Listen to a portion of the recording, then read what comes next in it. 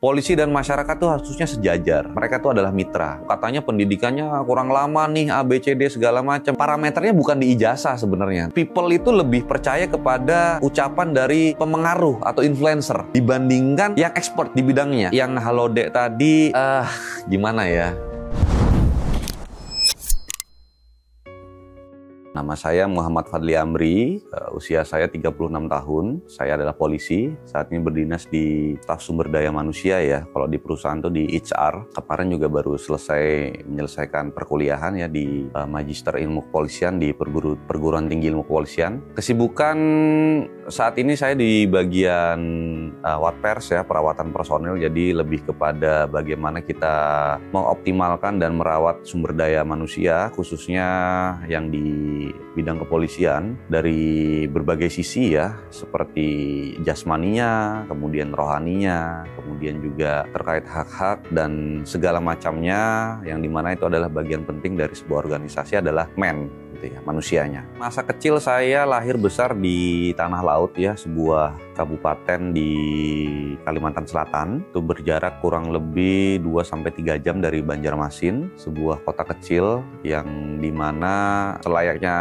anak lainnya ya, saya bersekolah SD SMP di sana, pindah-pindah ya, SMA-nya baru pindah ke Banjarmasin. Berasal dari orang tua yang bukan siapa-siapa ya, ayah saya seorang petani dan ibu saya seorang guru TK. Kemudian mendapatkan kesempatan waktu itu ada momen, ada brief tentang pendaftaran Akpol. Ya saya mencoba karena memang itu adalah salah satu hal yang mungkin bisa menjadi sebuah harapan dan cita-cita banyak orang gitu ya, termasuk saya. Berarti ini menjadi seorang polisi cita-cita masa kecil atau bagaimana, Kak? Kalau cita-cita secara ini sih enggak ya, kan kalau waktu kita kecil itu kan biasanya kan ditanya cita-citanya apa, pasti jawabannya standar ya, kalau nggak presiden, dokter, polisi, TNI, PNS mungkin ya pada saat itu segala macam. Jadi lebih ke ngalir aja sih, karena waktu itu pendaftaran Akpol itu datang ke sekolah saya, memberikan informasi, dan alhamdulillah waktu itu saya cek dari beberapa sekolah kedinasan itu yang usia saya bisa daftar waktu itu hanya Akpol, karena waktu itu saya berusia lulus SMA tuh pas 17 tahun ya. Jadi untuk yang instansi lainnya kebetulan umurnya belum cukup, jadi tidak bisa daftar. Dan memang ya Akpol salah satu sekolah dengan ikatan dinas yang menurut saya cukup bergengsi. Kemudian juga proses seleksinya juga cukup ketat. Jadi itu adalah salah satu hal yang menurut saya ini ya, tadi punya pride lah di dalamnya. Kemudian juga yang nggak kalah penting ya, setelah bersekolah, sekolahnya gratis, sekolahnya bagus, kemudian kita bisa langsung bekerja gitu. Sesimpel itu sih waktu itu. Nanti kan membuat platform sosial media Tanya Polisi. Ya.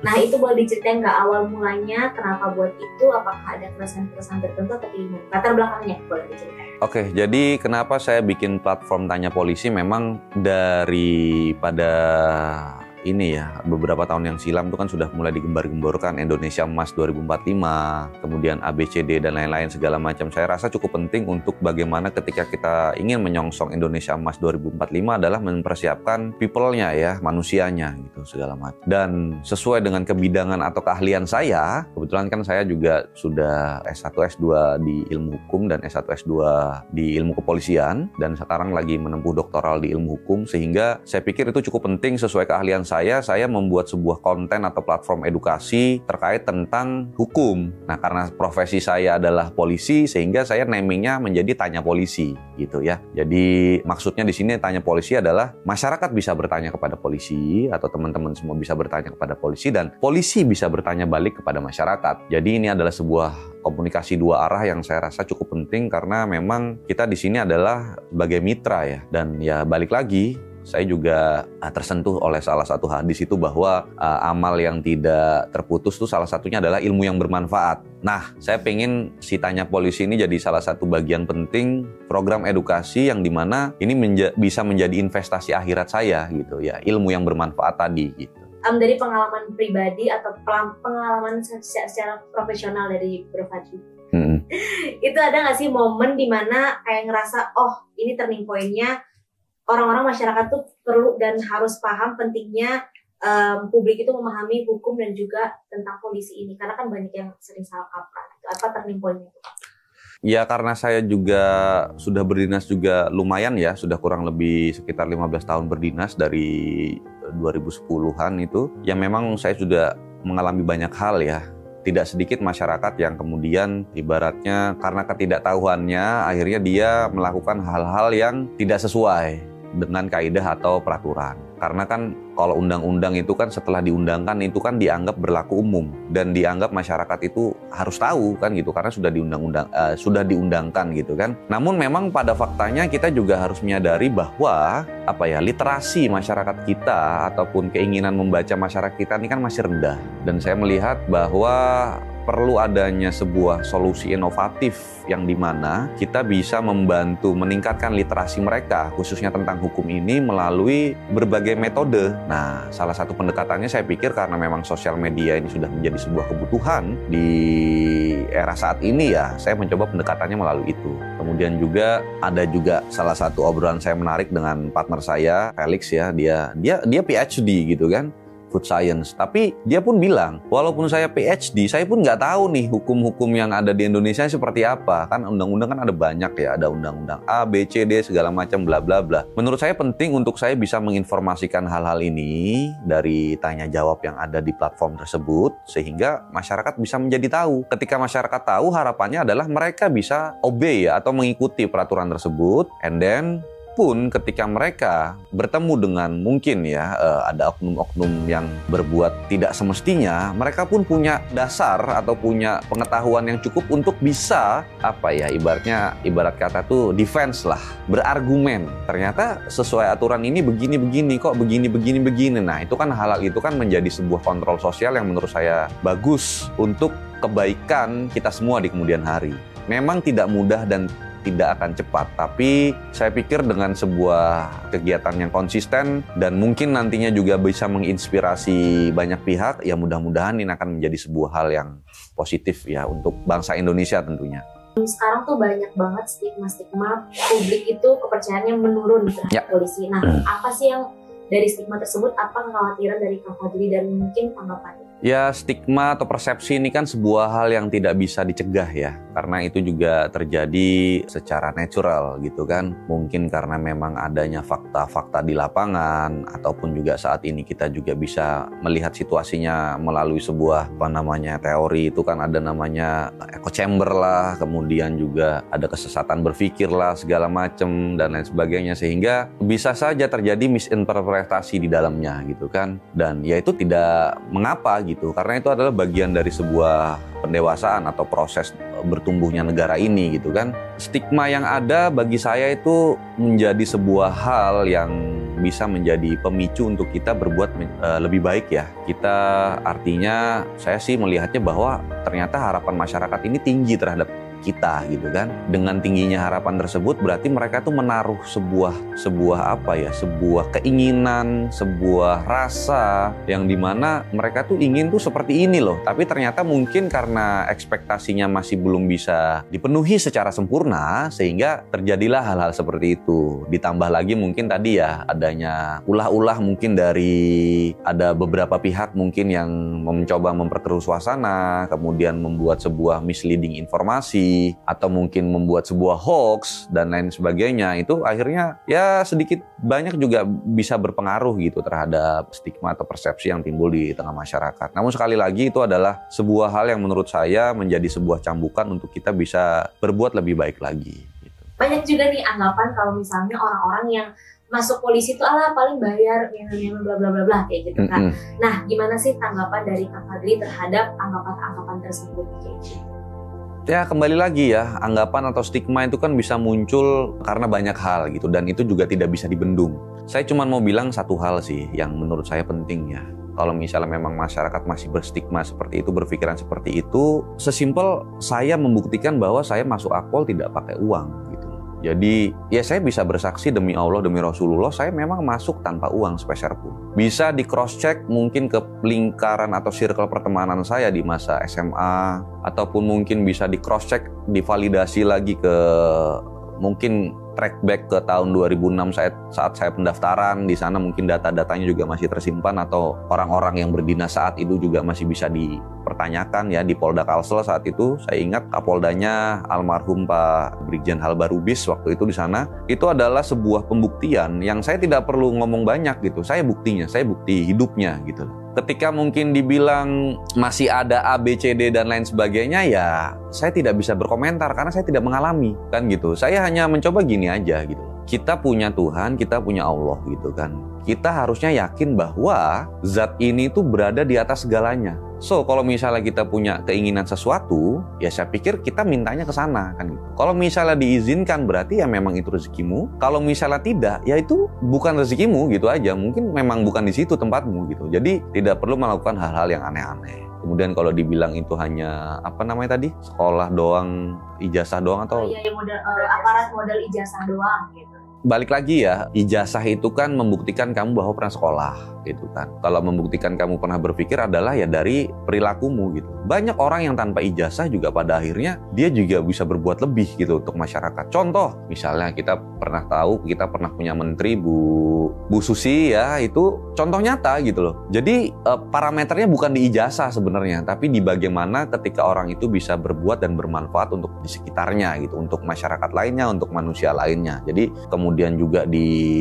Mabes Polri sendiri itu juga kita membuka ruang pendidikan yang sangat lebar gitu loh untuk personil-personil yang sudah bergabung itu. Tidak hanya kan katanya pendidikannya kurang lama nih A, B, C, D segala macam ya. Semua tingkatan punya ininya masing-masing ya. Kayak di Akpol saya pendidikannya 3,5 tahun gitu kan. Kalau Bintara saat ini kurang lebih sekitar 6 atau 7 bulan gitu segala macam. Tapi setelah berdinas pun kita juga diwajibkan gitu ya bahkan untuk bersekolah kembali. Artinya sekolah itu kan bukan sesuatu hal yang berhenti di satu titik gitu. Tapi ada part-part selanjutnya kita diberikan kesempatan untuk sekolah. Seperti contohnya saya ngambil magister S1 dan S2 saya di Perguruan Tinggi Ilmu Kepolisian. Itu adalah salah satu bentuk bagaimana Mabes Polri ini ingin memberdayakan manusianya atau anggotanya ini menjadi lebih terbuka wawasannya, kemudian bisa berpikir lebih luas dan pada akhirnya ya untuk kemanfaatan untuk masyarakat. Kemudian terkait polisi itu sendiri Kak, dalam beberapa kasus tuh kan yang pernah Kakak bahas juga itu banyak juga fenomena code of silence. Oke. Aparat bungkam itu gimana sih tanggapan dari Kak Fadli? Ya itu kembali ke pribadinya masing-masing ya. Namun secara institusi saya bisa bilang bahwa sekarang sih sudah sangat terbuka ya. Jadi kontrol sosialnya itu sudah sangat berbeda jauh ya mungkin dengan zaman sekitar tahun let's say 40, 50 atau 60-an gitu kan. Saya pikir hal-hal seperti itu mungkin di beberapa titik mungkin masih terdapat hal-hal seperti itu. Namun sekali lagi seperti saya bilang bahwa saat ini sudah era keterbukaan. Banyak platform yang bisa digunakan secara internal maupun eksternal. Contohnya di Divpropam itu ada aplikasi pelayanan pengaduan. Kemudian di Itwasum itu pengawasannya Polri juga ada aplikasi untuk melakukan mereport hal-hal tersebut. And then ya secara faktual saya harus berbicara bahwa contoh-contoh case yang sudah pernah terjadi sebelumnya juga mungkin boleh dibilang merobohkan stigma tersebut ya. Ya saya tidak usah menyebutkan tapi mungkin teman-teman juga sudah paham bahwa ada kasus-kasus yang menyeret juga petinggi-petinggi ataupun mungkin orang-orang pembesar dan lain sebagainya yang secara normatif ya diselesaikan oleh institusi ini gitu loh. Jadi adanya hal-hal demikian itu sudah diberikan solusi melalui keterbukaan. Apalagi sekarang kan eranya sudah era digital ya. Kita tidak bisa membendung arus informasi.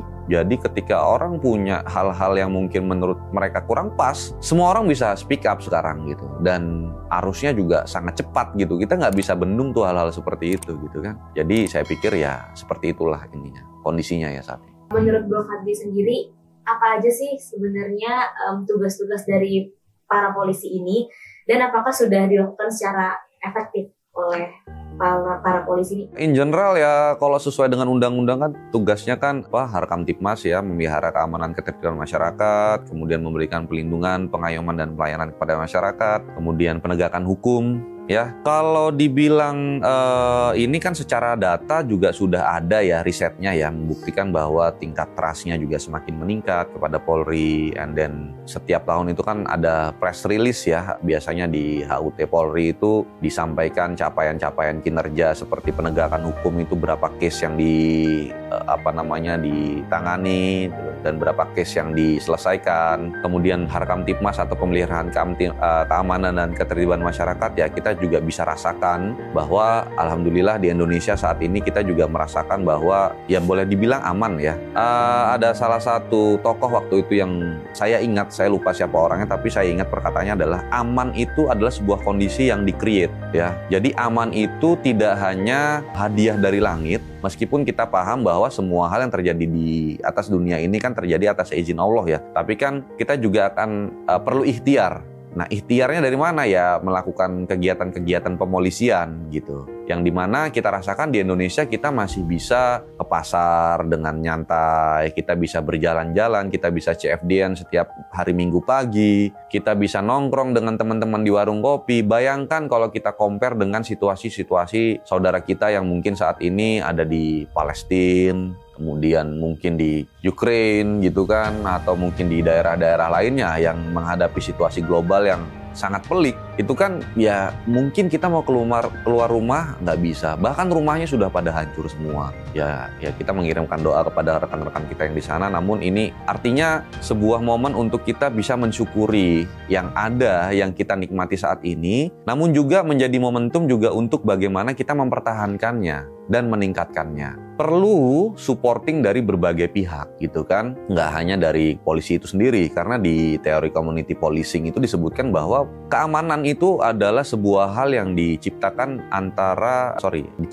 karena adanya sebuah hubungan yang simbiosis mutualisme ya, saling menguntungkan antara polisi dan masyarakat gitu. Jadi peran serta aktif dari masyarakat untuk membantu cipta kondisi yang aman itu juga sangat dibutuhkan. Jadi keamanan ini bukan hanya tugas salah satu pihak saja, tapi tugas kita bersama. Dan tadi pertanyaannya, sudah efektif atau belum? Ya secara kuantitatif angka itu kan sudah disebutkan ya, itu hasil risetnya bisa kita googling semua, mau itu nanti BPS mungkin atau data-data lainnya yang bisa kita searching. Secara kualitatif kita bisa rasakan bahwa kita bisa, tadi yang seperti saya bilang, kita bisa ke pasar, kita bisa mancing, kita bisa ke sawah dengan nyaman, meskipun mungkin ada gangguan-gangguan di beberapa titik ya. Namun kan itu juga pada akhirnya juga ya alhamdulillah segera diatasi, kemudian juga segera diambil tindakan-tindakan atau solusi-solusi yang bisa menetralisir suasana. Tentunya ini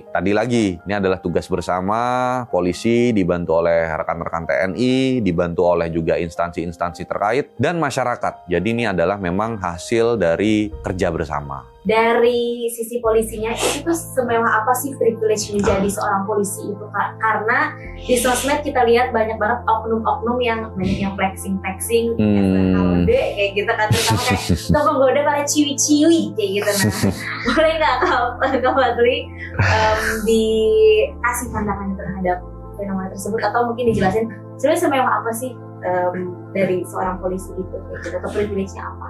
Kalau pertanyaannya semewah apa sih, saya pikir ya menjadi polisi itu kan adalah sejatinya kan menjadi abdi negara ya. Artinya kan memberikan pelayanan terbaik kepada masyarakat gitu kan. Kemudian kalau misalnya memang di masyarakat kemudian itu timbul sebuah persepsi bahwa menjadi polisi itu menjadi lebih hebat atau lebih baik, sebenarnya sih kalau menurut saya sih enggak ya. Kenapa? Karena tadi tuh seperti saya bilang, sesuai teori community policing ya, itu bisa dicari teman-teman semua bahwa polisi dan masyarakat tuh harusnya sejajar. Mereka tuh adalah mitra dua arah yang dimana terjadi kolaborasi, komunikasi untuk memecahkan isu-isu sosial. Isu-isu sosial itu banyak, seperti contohnya mungkin nanti ada pengangguran. Pak Kapolri sudah memberikan upaya-upaya berkoordinasi dengan stakeholder terkait untuk memberikan lapangan kerja. Isu-isu sosial lainnya, misalnya ketahanan pangan dan lain sebagainya, itu kan semuanya isu sosial, itu fenomena sosial yang perlu dipecahkan bersama. Nah, kalau masalah tiba-tiba ada yang halode, ada yang flexing, saya pikir itu sih bukan kegiatan institusional ya, tapi lebih kepada kegiatan dari person to person. Yang tentunya memang itu menjadi sebuah pengingat. Mungkin di konten ini juga saya juga izin mungkin berpendapat bahwa ya saya pikir sih nggak perlu lah ya hal-hal seperti itu. Harusnya sih lebih digunakan untuk kebermanfaatan ya, karena ya boleh dibilang ketika orang melihat seragam Polri kan banyak hal sebenarnya yang ada di persepsi masyarakat. Ada yang mungkin menilai wah keren ya, ada yang anjir polisi nih gitu kan, ada yang biasa aja, itu kan macam-macam tuh. Nah makanya ketika kita memang dianggap memiliki privilege tersebut, saya pikir harusnya dimanfaatkan atau diarahkan kepada hal-hal yang baik. Artinya ketika mungkin ada suatu masalah, ya dengan kehadiran polisi ini bisa mencari pertolongan atau mencari supporting itu menjadi lebih mudah gitu kan. Karena orang lebih respect mungkin, atau mungkin karena takut atau karena segan dan lain sebagainya, tapi outputnya adalah untuk hal-hal yang positif ya. Tapi kalau yang Halodeck tadi gimana ya, kalau outputnya positif sih mungkin nggak ada masalah ya, mungkin ya pengen kenalan gitu. Tapi kalau untuk nipu ya janganlah gitu kan, segala macem. Dan saya pikir juga ciwi-ciwi ya juga harusnya lebih cerdas juga ya, maksudnya jangan mudah terpancing gitu loh. Tapi ya in my defense gitu, nggak cuman polisi ya, semua yang berseragam sih saya pikir ada punya kesempatan untuk melakukan hal tersebut ya. Jadi ini tidak terkait dengan profesi sebenarnya, tapi kembali kepada personalnya masing-masing gitu kan. Lu mau seragamnya warna coklat, warna hijau, warna biru, warna merah, warna oranye, warna apapun, saya pikir kalau emang pribadinya seperti itu ya akan begitu. Tapi ya ada batasan-batasan norma yang harusnya mereka patuhi dan mereka pahami. Apa sih kecemasan atau kekhawatiran terbesar dari Kak Fadli sebagai seorang polisi itu, ada nggak? Kalau saya ya, karena pekerjaan ya, saya sih kalau kecemasan atau keresahan saya adalah literasi digital sih. Kenapa? Karena saya tidak ingin masyarakat Indonesia itu gampang diarahkan gitu. Maksudnya ada sesosok influencer ini bilang bahwa begini itu begini gitu ya, saya nggak perlu nyebut ya. Maksudnya tiba-tiba, oh iya gitu kan, tanpa dia memvalidasi. Kemudian nanti ada yang membantah, ternyata yang membantah karena memang dia ini fansnya si A, yang B ini diserang gitu segala macam. Jadi saya pikir saya sih berharap masyarakat Indonesia itu terbebas dari belenggu ketidaktahuan terkait dengan literasi digital ini. Jadi banyak hal ya. Contoh misalnya kita mendapatkan informasi A gitu kan, kita tanpa validasi udah langsung main share-share aja, ternyata infonya hoax ya kan. Apalagi sekarang ada AI nih segala macam gitu kan, dengan mudah bisa membuat sebuah video yang tampak secara singkat itu bisa terlihat real gitu kan. Nah ini kan susah nih, apalagi ya mohon maaf ya kalau bercandaannya itu kalau masuk ke grup emak-emak gitu atau grup orang rumah gitu kan, wah ini jangan sampai masuk grup orang rumah ini nanti percaya nih gitu kan segala macam. Nah hal-hal seperti itu saya pikir menjadi keresahan saya ya. Apalagi dalam sebuah buku itu ada buku bagus namanya The Death of Expertise. Itu menyebutkan bahwa saat ini people itu lebih percaya kepada ucapan dari pemengaruh atau influencer dibandingkan yang expert di bidangnya. Contohnya Profesor A ngomong A, karena mungkin dia tidak terbiasa berbicara di depan sosial media ya, padahal informasi yang dia sampaikan ini valid berdasarkan jurnal, research dan sebagainya. Namun karena mungkin fanbase-nya kecil atau dia tidak punya sosmed, akhirnya tidak dipercaya. Namun ada salah satu orang yang ibaratnya ya mohon maaf ya mungkin bukan ekspertisnya, kemudian dia ngobrol nih A gitu kan, wah fansnya langsung betul itu gitu kan, setuju segala macam. Jadi itu buku bagus sih ya, The Death of Expertise itu menyebutkan bahwa banyak nantinya orang-orang itu tidak lagi percaya kepada orang yang expert, tapi lebih percaya kepada pemengaruh. Nah ini menurut saya sebuah hal yang perlu dibijaki. Artinya apakah influencer salah? Enggak juga, tapi saya harap sih influencer-influencer yang ada juga mau meningkatkan kapasitinya dan berbicara sesuai dengan kapasitinya. Pun kalau di luar kapasitasnya bisa divalidasi dulu dengan riset ilmiah ya kan. Jurnal ini kan sekarang sangat mudah untuk ditemukan gitu. Jadi jangan males lah nyari jurnalnya dulu sebelum ngobrol gitu ya. Makanya saya bikin konten Tanya Polisi ya, yang dimana kalau dilihat sih memang karena keterbatasan saya, karena mungkin juga saya juga tidak punya tim yang mumpuni, akhirnya saya riset sendiri, saya take sendiri, saya edit sendiri. Ya karena sekarang sudah bertambah kesibukan saya, akhirnya mungkin bulan atau 2 bulan yang lalu ya saya bikin konten gitu. Jadi ya mudah-mudahan ke depan yang nonton ini kalau misalnya ada yang mau support gitu kan, bergabung bergabung di movement ini ya saya dengan senang hati ya. Artinya mudah-mudahan apa yang dikerjakan ini juga punya manfaat, dan saya juga terinspirasi juga yang dilakukan sahabat saya ya, Rian, itu juga dia bikin sekolah-sekolah gitu kan. Ya itu memang harus dilakukan seperti itu karena memang kita tahu bahwa ada ketimpangan mungkin pendidikan, kemudian mungkin ketimpangan kualitinya dari guru-guru dan sebagainya yang perlu banyak pihak ya. Artinya ini bukan pekerjaan kemudian kita, kan ada Kementerian Pendidikan nih, ya terus orang lain nggak boleh gitu kan, terus kenapa gitu. Nah banyak seperti ya orang-orang lainnya juga banyak. Di polisi itu juga banyak kok yang dia akhirnya membuka sekolah-sekolah. Ya mudah-mudahan orang-orang dengan visi yang sama ini bisa bergerak dalam sebuah komunitas yang sama, yang baik, dengan frekuensi yang sama, yang pada akhirnya nanti berguna untuk Indonesia gitu.